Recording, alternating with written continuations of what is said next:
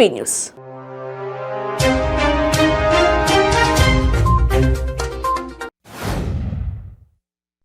జూబ్లీహిల్స్ నివాసంలో టీపీసీసీ అధ్యక్షుడు రేవంత్ రెడ్డిని కర్ణాటక రాష్ట్ర మంత్రి, ఏఐసీసీ తెలంగాణ మాజీ ఇన్ఛార్జ్ సెక్రటరీ బోసురాజు మర్యాదపూర్వకంగా కలిశారు.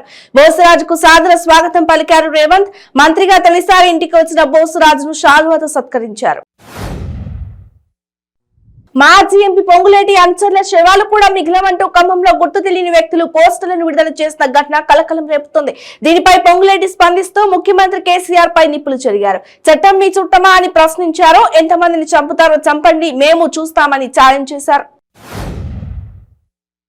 సినీ నటుడు, ఆంధ్రప్రదేశ్ మాజీ ముఖ్యమంత్రి సీనియర్ ఎన్టీఆర్ విగ్రహ ఆవిష్కరణకు విగ్రహ కమిటీ సభ్యులు చకచకా పనులు చేస్తున్నారు.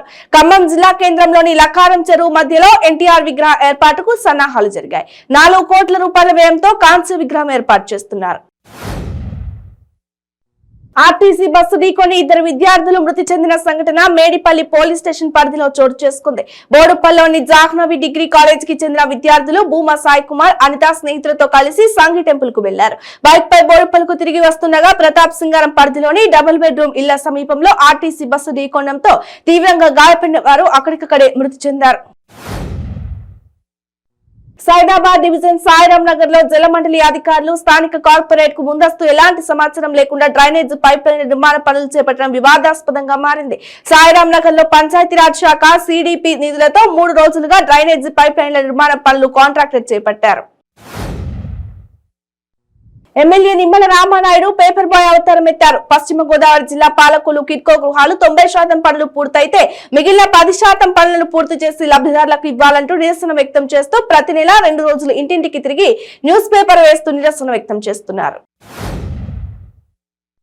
ఆముదాల వలస నియోజకవర్గంలో ప్రతి గ్రామానికి మౌలిక వసతుల కల్పనకు చిత్తశుద్ధితో కృషి చేస్తున్నట్లు ఆంధ్రప్రదేశ్ శాసన సభాపతి తమ్మినేని సీతారాం పేర్కొన్నారు. పొందూరు మండలం కొంచాడ పంచాయతీ పరిధిలోని చిన్న కొంచాడ, యగటిపేట, లొట్టపేట గ్రామాలలో గడప గడపకు మన ప్రభుత్వం కార్యక్రమాన్ని వైఎస్ఆర్ పార్టీ కార్యకర్తలు మరియు అధికారులతో కలిసి నిర్వహించారు.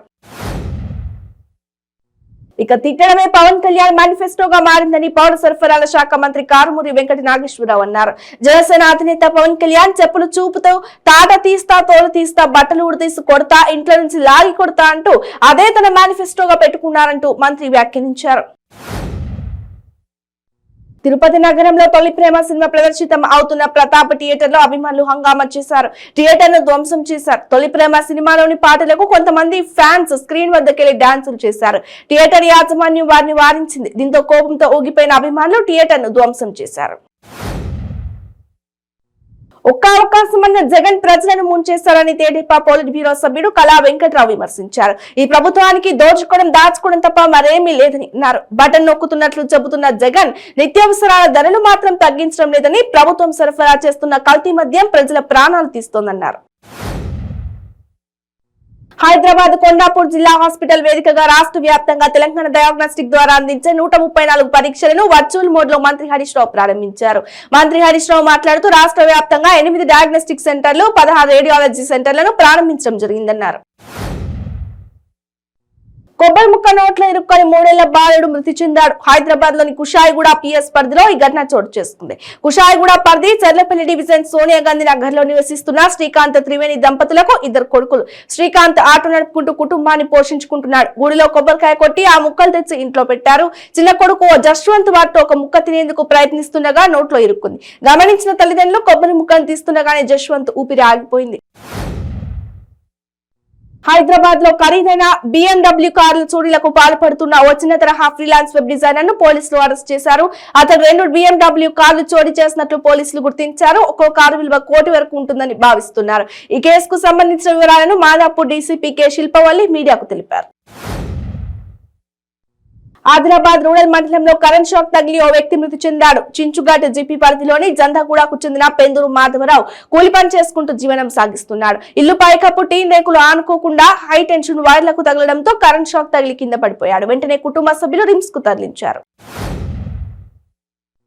ఇక పోయిన సంవత్సరం కన్నా ఈ సంవత్సరం 10 రోజుల ముందే విసీమ రైతాంగానికి సాగునీరు విడుదల చేస్తామని ఆవనిగడ్డ శాసనసభ్యులు సింహాద్రి రమేష్ బాబు అన్నారు. పులిగడ్డ అక్విడెక్ట్ వద్ద దిగువ మండలాలైన ఆవనిగడ్డ, కోడూరు, నాగాయలంక మండలాలకు సాగునీరు కేఈబీ కెనాల్ కు శాసనసభ్యులు సింహాద్రి రమేష్ బాబు విడుదల చేశారు.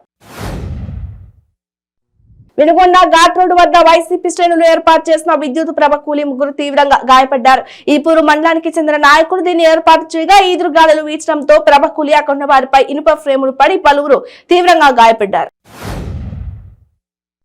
ఎన్టీఆర్ జిల్లా విసన్నపేటలో 2200 గ్రాముల గంజాయిని ఓ ద్విచక్ర వాహనాన్ని పోలీసులు సీజ్ చేశారు. గంట జీవన్ రెడ్డిగూడెం మండలం ముచ్చినపల్లి నరసింహశెట్టి సాయి కుమార్ నిందితులను అరెస్ట్ చేసిన పోలీసులు రిమాండ్ కు తరలించారు. ప్రతి గ్రామంలో జగనన్న సురక్ష శిబిరాల కార్యక్రమం పక్కాగా అమలు చేయాలని ఎమ్మెల్యే విశ్వేశ్వరరాయ కళావతి సూచించారు. పాలకొండ మండలంలోని చలివేంద్రి, రేగులపాడు గ్రామ సచివాలయాలలో జగనన్న సురక్ష కార్యక్రమంలో శాసనసభ్యులు విశ్వేశ్వరరాయ కళావతి పాల్గొన్నారు. విజయవాడలోని కపటి థియేటర్ లో పవన్ అభిమానులు అత్యుత్సాహం ప్రదర్శించారు. సెకండ్ షో సమయంలో కొంతమంది బీభత్సం సృష్టించారు. థియేటర్ లో స్క్రీన్ ను చించేసి సీట్లను ధ్వంసం చేశారు. అడ్డు వచ్చిన థియేటర్ సిబ్బందిపై యువకులు దాడికి దిగారు. అయితే దీని వెనుక రాజకీయ కుట్ర దాగి ఉందని థియేటర్ యాజమాన్యం అనుమానం వ్యక్తం చేస్తోంది.